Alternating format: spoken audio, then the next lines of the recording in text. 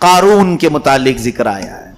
قارون موسیٰ علیہ السلام کے زمانے کا ایک ایسا مالدار شخص جس کو اللہ تعالیٰ نے قرآن میں فرمایا وَآتَيْنَاهُ الْكُنُوزَ، اسے ہم نے بہت خزانے دیے تھے. مَا إِن مَفَاتِحَهُ لَتَنُوءُ بِالْعُصْبَةِ أُولِي الْقُوَّةِ، اس کے خزانے کی چابیاں صرف 70 اونٹوں پر رکھی جاتی تھی. چابیاں. اور خزانے کتنے ہوں گے؟ جہاں تک نظر جاتی ہے اس کے خزانے تھے، محلات جس میں مال پڑا ہوا تھا. جب زکوٰۃ کا حکم آیا تو موسیٰ علیہ السلام کی قوم پر زکوٰۃ بنی اسرائیل پر 25% تھی. اگر ہوتی تمہارے اوپر تو کیا کرتے ہیں؟ 25%، 100 میں سے 25 روپے دینے پڑتے ہیں. 1 لاکھ روپے میں 25,000 روپے دینے پڑتے ہیں. یہاں 2,500 نہیں نکلتے ہیں. اس میں کئی مسئلے پوچھتے ہیں لوگ بچانے کے لیے کہ ابھی اس پر سال نہیں گزرا، اس پر سال نہیں گزرا، کہیں نہ کہیں اس کو چھپاؤ بچاؤ. میاں ہم سے کیا چھپاؤ گے؟ جس نے دیا ہے اس سے کیا چھپاؤ گے؟ وہ ہر چیز تمہاری جانتا ہے کہ مال تمہارے پاس کتنا ہے، کہاں ہے، کیسا ہے. لہذا چوری زکوٰۃ میں نہیں کرنا چاہیے. یہ اللہ تعالیٰ کے حضور ہے، اس کے حکم میں. مولا فرماتا یخادعون اللہ وہو خادعہم، وہ اللہ کو دھوکہ دینے کی کوشش کرتے ہیں جبکہ وہ خود اپنے آپ کو دھوکہ دے رہے ہیں. میں جنت کی طرف بلا رہا ہوں اور یہ خود دھوکے میں پڑھ کر جہنم کی طرف جا رہے ہیں. یہ قرآن کی آیات کے مفاہیم ہیں. قارون اب موسیٰ علیہ السلام کی زمانے میں 25% زکوٰۃ. اچھا یہ ایک بات یہ بھی یاد رکھ لیں، ان کو 25% جو زکوٰۃ فرض تھی وہ ایسی نہیں، ان کو اللہ نے اتنی نعمتیں بھی تو عطا کی تھی.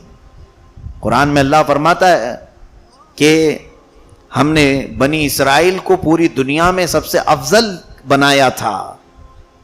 اور ان کو اللہ فرماتا ہے اذکروا نعمتی التی انعمت علیکم وانی فضلتکم علی العالمین، میں نے تم کو پورے دنیا میں سب سے افضل بنایا تھا اے بنی اسرائیل، میری ان نعمتوں کو یاد کرو. کیا کیا دیا تھا انہیں رب تعالیٰ معلوم ہے.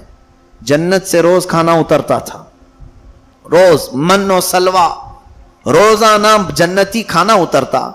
ان کے اگر ناخن بڑھ جاتے، وہ نیت کر کے سو جائیں تو صبح کٹ جاتے تھے. ناخن کاٹنے کی ضرورت نہیں. کپڑے اگر میلے ہو جائیں تو دھونے کی ضرورت نہیں، بلکہ رات کو سو جاتے، صبح ان کے کپڑے دھل جاتے تھے.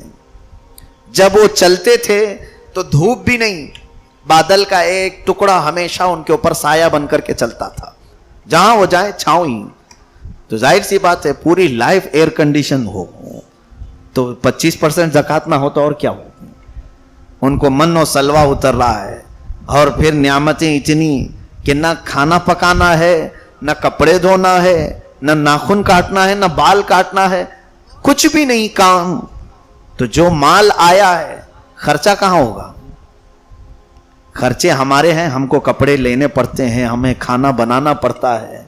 ان کا کوئی خرچہ نہیں تھا، اس لیے 25% زکوٰۃ تھی. لیکن قارون کی جب 25% کی بات آئی، بہت مال جا رہا تھا، تو اس نے حضرت موسیٰ علیہ السلام سے کہا میرے لیے اپنے رب سے کہہ کر کے کچھ کم کراؤ، رعایت کراؤ. یہاں سے ایک بات پتہ چلتی ہے کہ نبیوں کو اللہ نے مختار بنا کر بھیجا ہے، اختیار دے کر بھیجا ہے. وہ اگر مولا سے عرض کریں تو کسی کو مولا تعالیٰ الگ حکم بھی دے سکتا ہے. آپ نے دعا کی، اللہ نے فرمایا ٹھیک ہے قارون سے یہ کہنا کہ اس کے لیے ہم نے بہت کم کر دیا زکوٰۃ. 100 میں 25 تھی نا، 100 میں 25 سے گھٹا کر کتنی ہونا چاہیے؟ کنسیشن کوئی بھی کرے، 5% گھٹا دے، 20، یا چلے 15% کم 10% دے دو، یا کوئی بہت ہی زیادہ مارکیٹ میں مارجن رکھ کر کے بیچ رہا ہے تو 5% تک آ جائے گا.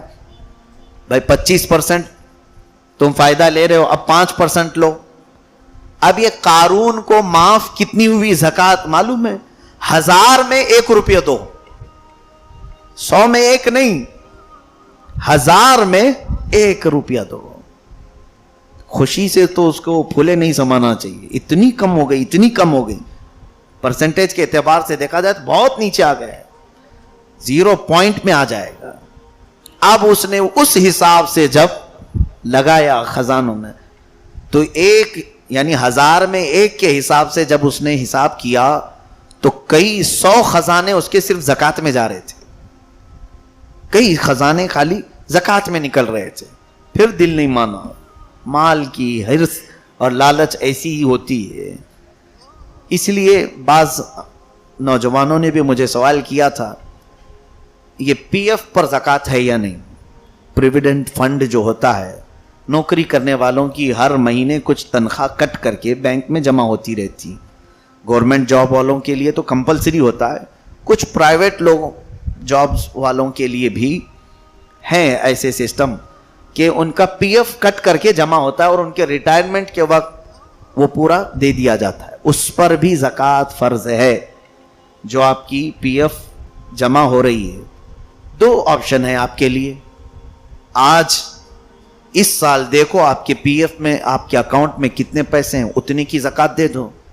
نہیں دینا چاہتے ہیں تب بھی شریعت کی طرف سے آپشن یہ ہے, ریٹائرمنٹ کے وقت پوری جب آئے گی سب ملا کر کے ہر سال کی دیتے آؤ.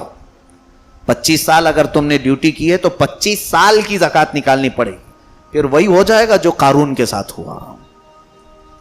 پورے کئی خزانے نکل رہے. میرے پی ایف کے تو ظاہر سی بات ہے جب ریٹائرڈ ہوتا ہے تو کسی کے 20-25 لاکھ روپے آتے ہیں, اور 20-25 لاکھ روپے جب آئے تو اب اسے 25 سال کی زکوٰۃ بھی دیکھنی پڑے گی.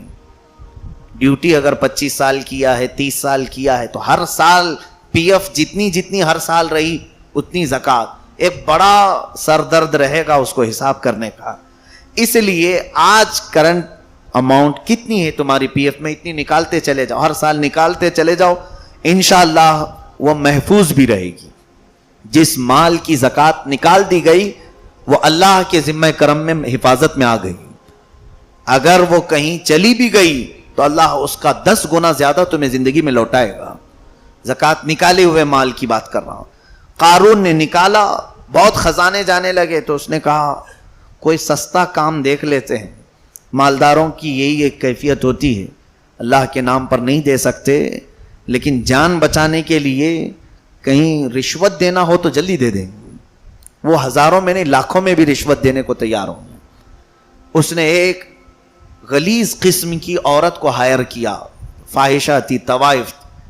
اس سے کہا کہ تجھے میں منہ مانگا انعام دوں گا, بس بھرے مجمع میں میں موسیٰ سے کچھ سوال کروں گا زنا کے بارے میں, تو صرف یہ کہہ دینا کہ میرے پیٹ میں موسیٰ کا بچہ پل رہا ہے. معاذ اللہ رب العالمین. زنا کی تہمت لگانے کے لیے قارون نے عورت کو ہائر کیا ہے, کرائے پر لیا ہے. اس نے کہا ٹھیک ہے تیار ہوں.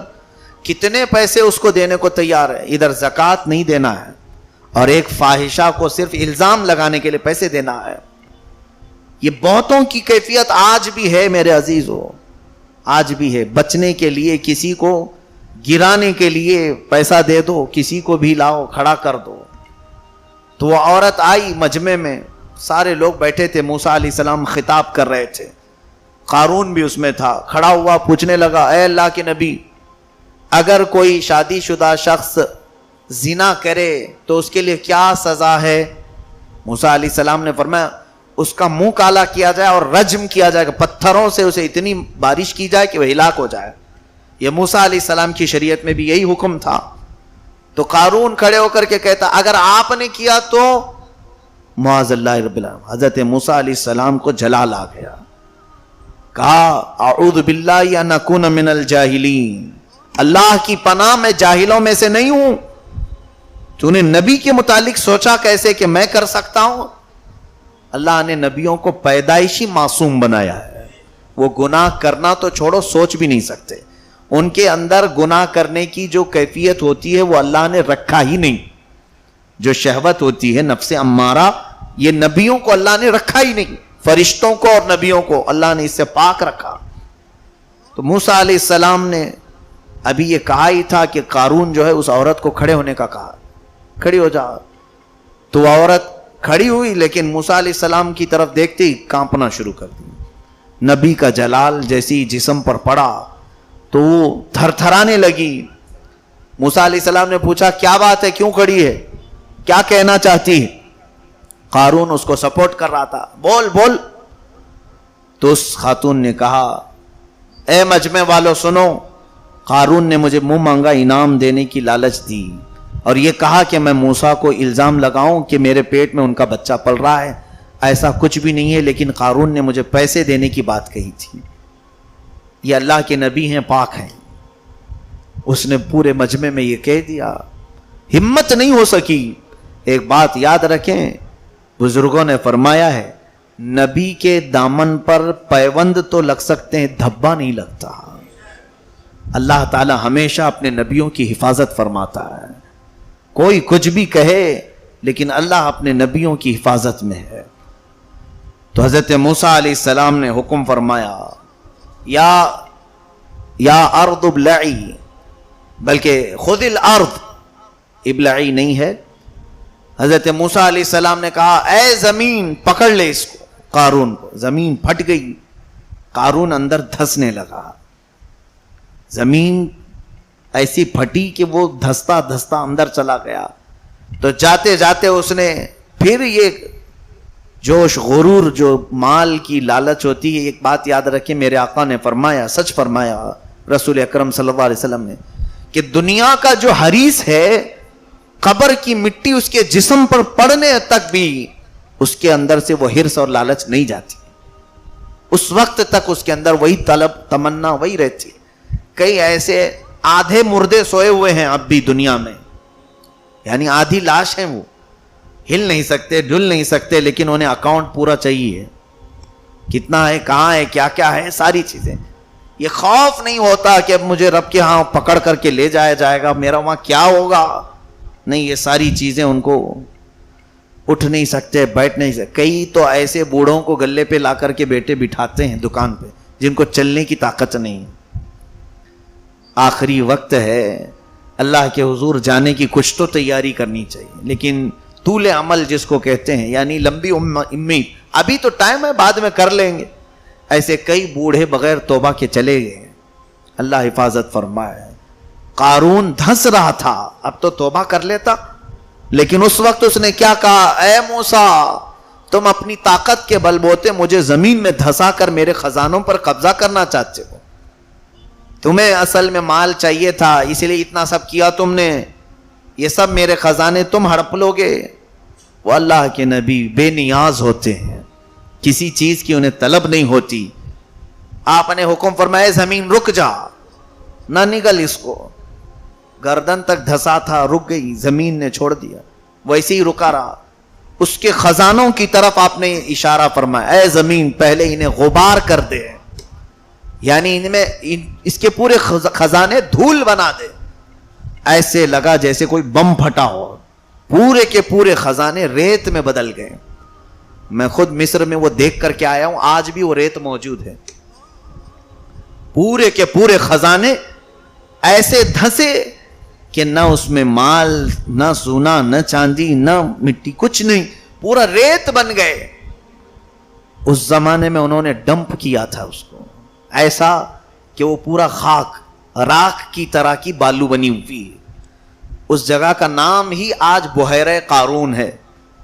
مصر میں, ایجپٹ میں, کائرو سٹی سے, وہاں کی کیپٹل سٹی سے تقریباً 100 کلومیٹر کے فاصلے پر الفیوم ایک شہر ہے جہاں یہ موجود ہے آج بھی بحیرہ قارون. جہاں تک دیکھو صرف یہی نظر آتا ہے, یہ ریتی کا سمندر, ایک چھوٹا سمندر بن گیا ہے جہاں اس کے خزانے تھے. پہلے موسیٰ علیہ السلام نے پورے دھول بنا دیے اور اس کے بعد پھر کہا قارون دیکھ لے, تیرے سامنے ہی تیرے سارے خزانے پلید ہو گئے ہیں, خاک آلود ہو گئے, کچھ نہیں رہا بچا. اب پھر وہ رونے دھونے لگا.